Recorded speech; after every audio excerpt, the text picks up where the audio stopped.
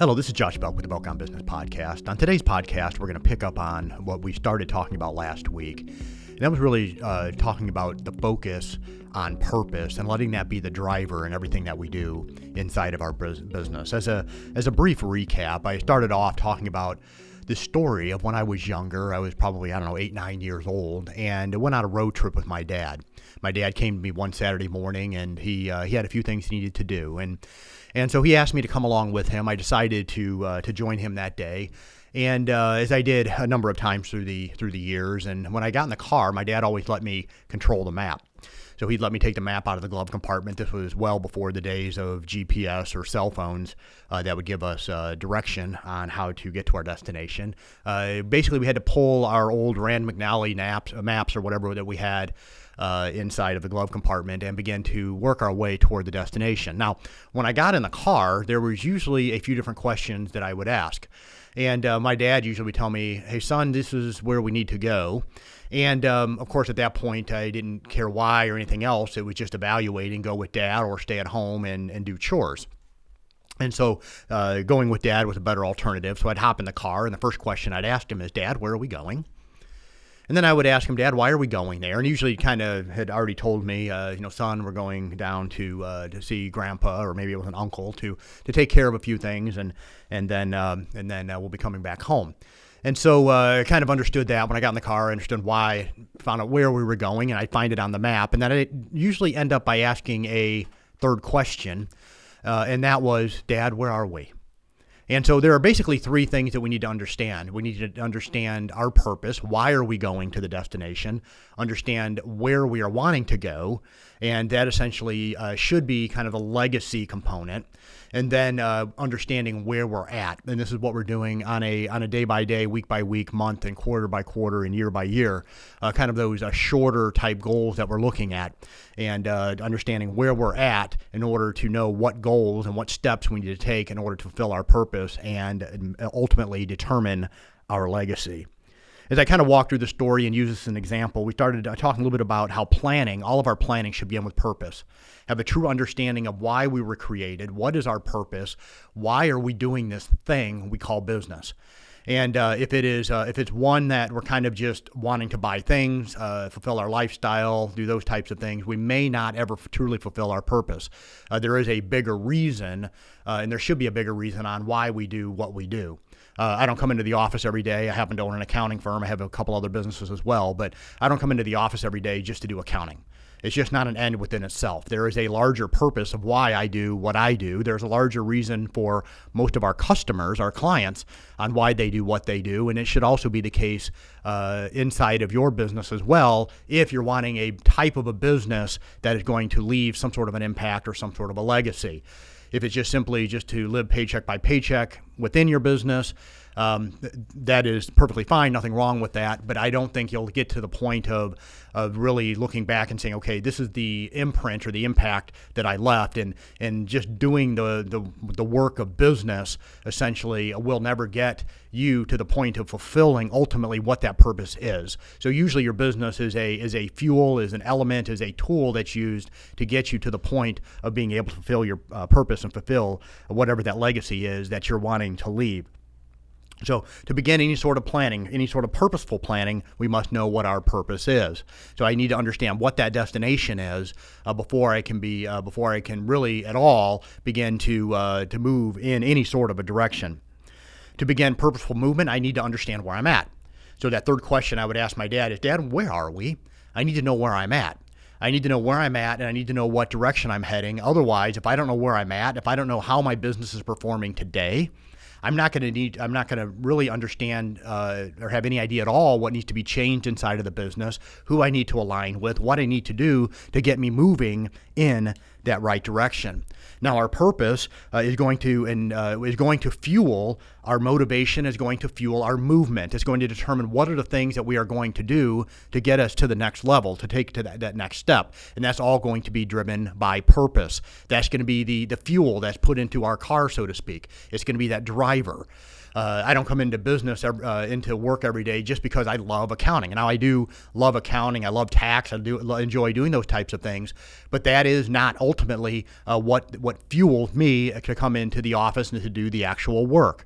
Okay, it is that purpose. It is the change that I see that our business is able to make, the change we make inside of our team members, the change that we help with our customers to be able to help them to get to the point and get to the destination where they want to go. And there's a lot of other types of impact that we want to make as a business and I want to make as an individual, using the business as a tool ultimately to fulfill the purpose that I believe that I was uniquely created for and that our team members have aligned alongside with as well.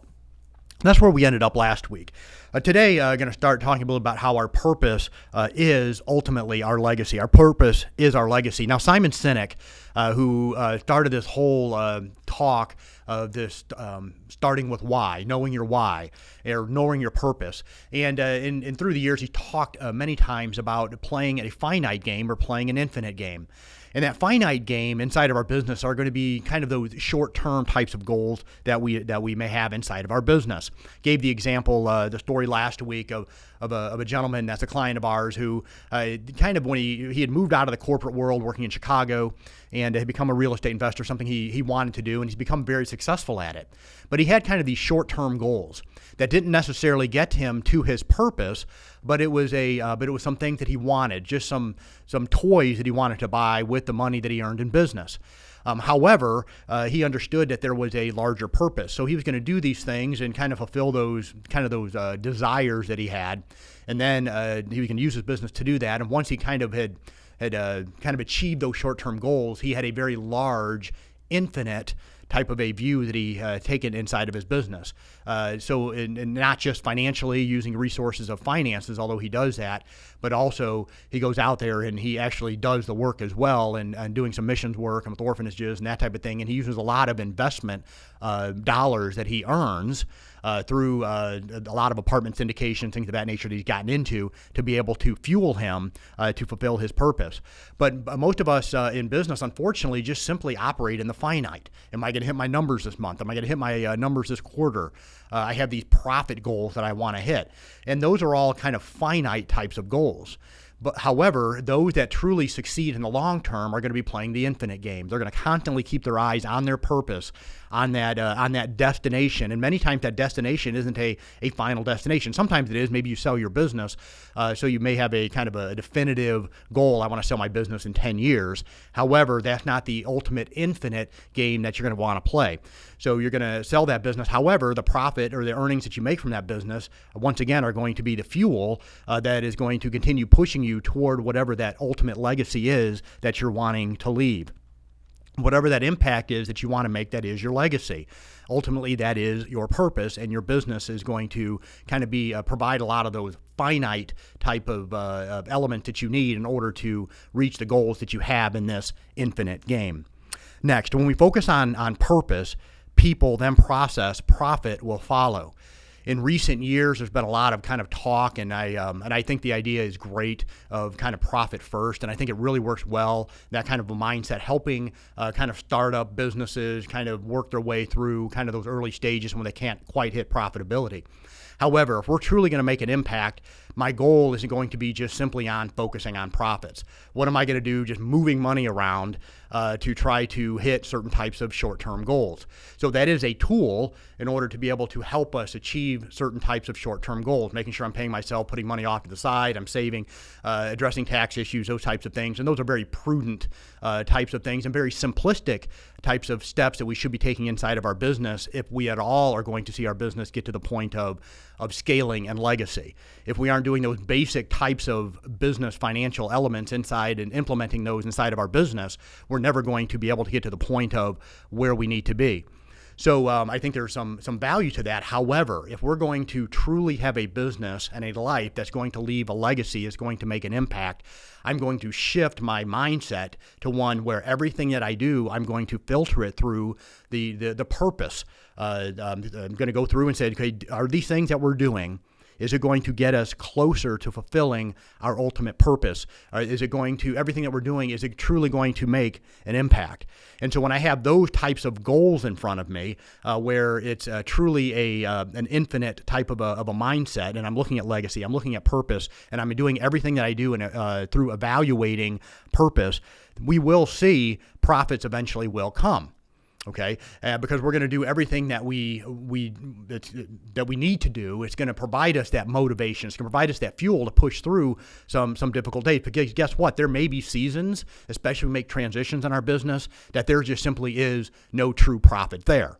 And we understand that. We may be taking on debt. We may be taking on investor money. We may be doing these types of things to get our business to the next level. So we may need to take some steps back. However, all of those decisions are made and aligned with what is my purpose. So when we focus on purpose first, and then we are going to attract people and get people aligned with us, both inside of our business as it relates to the team members that we hire, the mentors, the advisors that we have around us, the network that we associate with, all of those, once again, will be filtered through our purpose. That this relationship with the team member that I bring on, this relationship that I hope to build with this client, the relationship that I hope to build inside of my network, the places that I go, maybe the rooms I speak in front of, the networks that I associate with, are they all going to align in some way, in some form or fashion with my purpose? And so that is the process in which we need to filter. A story on this: I had a local client of ours who I had popped into her office here in recent days, and she had told me that her the business that she works for and she owns her own business. However, she's an insurance, she's a captive insurance agent, and she was told that she had been with this company for 25 years, and they had come out now with these quotas. So they had shifted from truly wanting to build relationships with their agents and allowing for the agent truly to build relationships with their customers to really just trying to shift them into just becoming salespeople. And immediately, I could see that this was something that had impacted her in a way that she felt like everything that she had worked for was kind of being pulled out from under her, not from a financial end, but from a purpose end. And so she kind of went through, I really wanted, and I love building these relationships, but now I have to kind of cut corners on those relationships because I have to sell. And I kind of watched and noticed that since this business had changed, their essentially instituting these quotas, that their market share began to drop. And their market share began to drop, and you kind of read into it a little bit, and you see the culture that they had kind of built had begun to erode. And so when a company had transitioned from allowing for the individuals inside of their business to really focus on purpose, to focus on relationships, to focus on things that truly matter, and just began to just focus on profit, just focus on the bottom line, it impacted culture, it impacted market share, and undoubtedly it will result in a decrease inside of profits inside of that company. So I'll be interested to see as this story continues on what ultimately happens with that company. If they go back, if they try to reverse course and really begin to value relationships, because that type of industry really is on relationship. Or are they going to continue just going down this road, and we'll see whether or not that ultimately results in the demise of that particular company. So focus first on purpose. If you're focusing first on purpose, you're really going to be leading with having good relationships, getting the right people inside of your business, working with you, people working alongside of you when it comes to mentors and advisors, coaches, etc., and then also those that you network with and who you decide to bring on as clients. So if you're leading with purpose, getting that will attract the people around you. It'll help you provide that decision-making filter with who you decide to work with inside and outside of the business, and then everything that you do from a process end is built in order to serve the individuals, all that are involved inside of the business. Next, my last point for today is to truly to confront the work, to actually do the work. There's the scriptural principle that says this: is be strong and courageous and do the work. Those who work their land will have abundant food, but those who chase fantasies will have their fill of poverty. And so usually individuals who just simply chase fame, just simply chase the dollar, most of the time never find that true, good, fulfilling success inside of their lives. Many times it's very short-lived. They find themselves just quickly having some money, then quickly it goes away. And I've had the chance to get to know a little bit some people that are definitely, most households will know their names, and having conversations with them about their finances. And many times they end up with people around them that simply just want to take from them. Their fans around them just simply just want them for the association and truly don't want to have a relationship with them. They find themselves in a position, they achieved fame, they achieved a lot of just financial gains. However, they look around and they don't really have a whole lot of relationships, and they don't find a whole lot of fulfillment in what they do.